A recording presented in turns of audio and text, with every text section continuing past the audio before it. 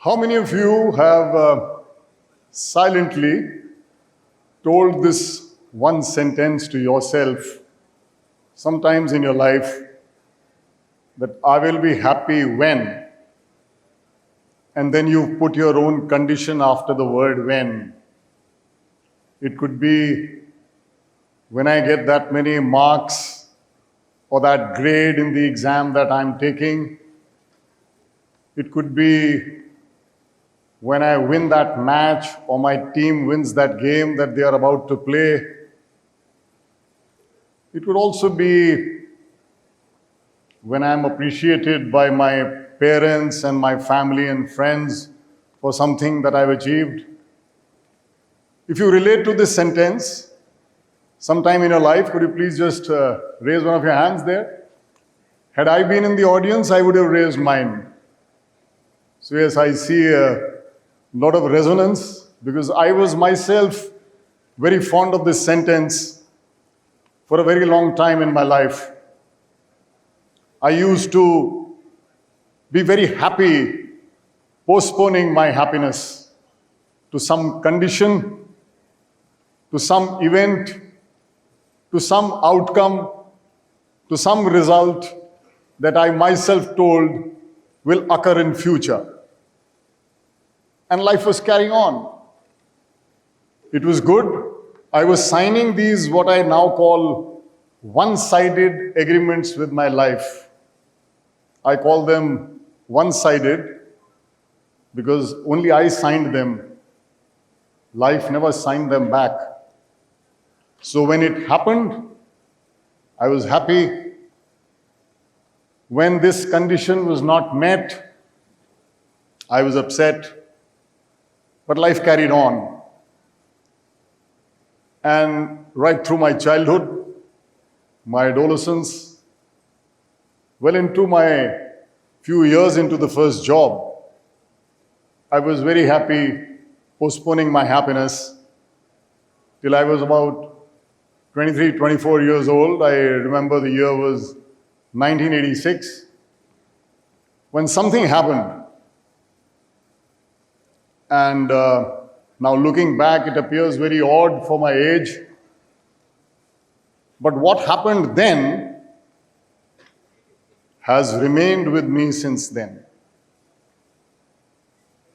So allow me to share with you a part of my life that I've lived for the last 40 years.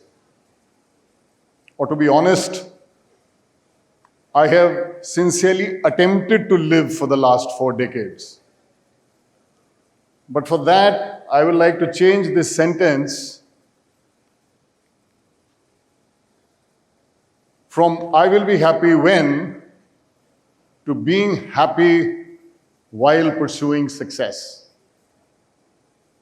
Let's look at these 2 words first. Being happy. We all live in these 2 worlds, right? Really? 2 worlds? There's a world that we see, we hear, we touch, we taste and smell. So there is this world that we perceive through our 5 senses, a world that lies outside us. I call it my external world. And concurrently and simultaneously, there is a world which comprises of what we think and how we feel. This is the world which is inside us. I call it my internal world. So what I realized then was that as long as these 2 worlds, my external world and my internal world, are balanced, I'm happy. And whenever this balance is disturbed, I'm not happy. So my life changed from putting conditions to my happiness to this balancing of the 2 worlds that I live in, my internal world and my external world. Let's look at being happy from another perspective. Suppose for some work done last week by all of us in this hall, we were given rupees 5,000 each, 10 crisp notes or rupees 500 in an envelope, handed over to each one of us. Some of us would be very happy, maybe thrilled. A few of us may be disappointed, maybe upset. Those who would have expected just maybe rupees 1,000 for the work that they did last week will be very happy if they got 5,000.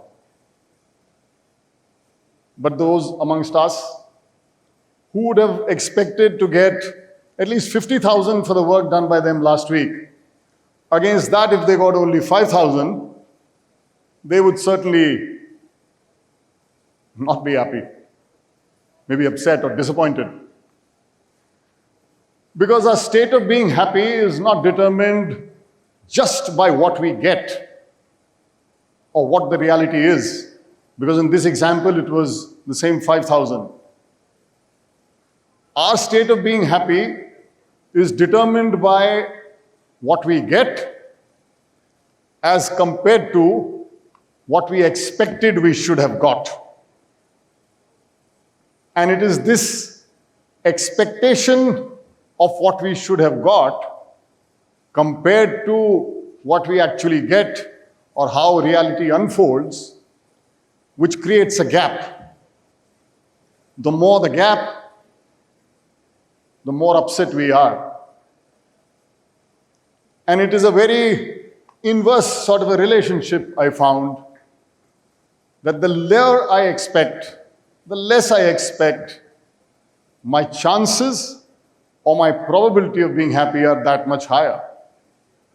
But the higher I expect, or the more I expect, my probability of being happy becomes that much lower. So it was a inverse sort of a relationship. My being happy, having lower expectations, increases my chances of being happy. But mind you, hereby lower expectations, I definitely do not mean lowering my standards. I by no means want to tell you lowering my efforts both in terms of quantum and quality. My efforts are a necessary condition to be fulfilled for whatever I do in life. But by lowering expectations, I mean lowering my attachment to my sense of being happy to the outcome of my efforts. By lowering my expectations, I mean lowering my resistance to acceptance of reality as it unfolds in my life. With this understanding of lowering expectations, let me share with you what happened in 1986. Some of you must be wondering why this bearded old man is taking us 40 years back. As I said, I was already into my first job. There was this colleague of mine who did not get promoted that year. So he came to me. We were young bachelors at that time. City, Kolkata now, Calcutta then. He came to my house and said, "Alok, I'm very upset, very disappointed. You know I've been working hard and I have not got promoted this year. So I thought I'll have a chat with you. Maybe we can discuss and we may get some different perspective. I'll be okay if it's okay with you." I said, "Why not? That's what friends are for." Called him into my house as young bachelors. We just squatted on the floor, very less furniture.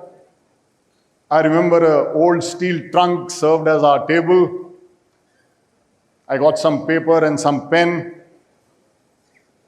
And we started just analyzing why he never got promoted that year. by drawing a few circles. Yes, you heard it right. By drawing a few circles. So we drew a first circle, and in that I wrote the sincere work and effort put in by my friend. And outside that, we drew another circle, which was different from this. And in that, we wrote his immediate supervisor's opinion of the good efforts put in by my friend. And then we drew a third circle outside these two, in which we wrote the head of the department's perception of the opinions of his immediate supervisor. And then we drew a fourth circle outside these three, in which we wrote the efforts and good work put in by other colleagues in the team to which my friend belonged. And then we drew a fifth circle, which was outside these four, in which we wrote how the other departments in the company performed that year.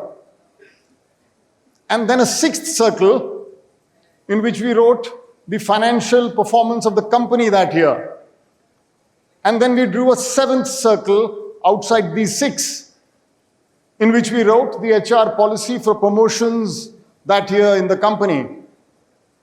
And then another circle, and then another circle, and another circle. And believe you me, we landed up drawing 36 circles, one of which contained the good work done by my friend. But both of us were convinced that all 36 had something or the other to do with his getting promoted, although he had little or nothing to do with 35 of them. That evening, my friend must have walked away slightly less upset, but that analysis, that circles, that understanding has remained with me. I realized that my effort is necessary, but insufficient for me to succeed. Necessary because if I don't put in the effort, nothing happens. Insufficient because my effort is one of those 36 circles. So I looked at lowering my expectations and increasing my efforts as a good go-to statement for being happy. The more efforts I put in, the happier I should be. The lesser expectations I have in terms of the lesser resistance to accepting reality, the happier I'll be. And this lowering of expectations and increasing my effort also helped me anchor by bringing a lot of peace and calmness in my life.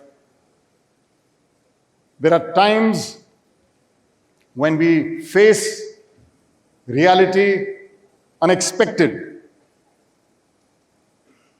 A few years ago, I lost my father. The pain that I felt was real. But during that period of grief, my practice and my habit of lowering my expectations insofar as lowering my resistance to accepting reality as it unfolds came in handy. Because the reality was that I had lost the physical presence of my father, but I had not lost his presence in my life. His values, his sense of discipline, his ability to see good and positive no matter what life throws at you, his wit, his sense of humor, his statement that what cannot be cured must be endured, they all live through me even as I speak with you. So a lot of my lowering of expectations And a lot of my attachment of being happy to the efforts that I put in changed my perspective of being happy. I've been living through this because when I put my happiness as a condition of an outcome, I was inviting fear. What if it doesn't happen? I was inviting anxiety. Maybe it happens, maybe it not. But when my state of being happy is directly linked to the efforts I put in, I feel more in control. I encourage myself. I feel more resilient. The one-sided agreements of life are no longer signed by me. I wish all of you here in this hall to put in sincere efforts, do what you wish to do, and be happy in the process of doing so. I keep telling a lot of my family and friends, आप सब खूब मेहनत करिए और खूब खुश रहिए। धन्यवाद।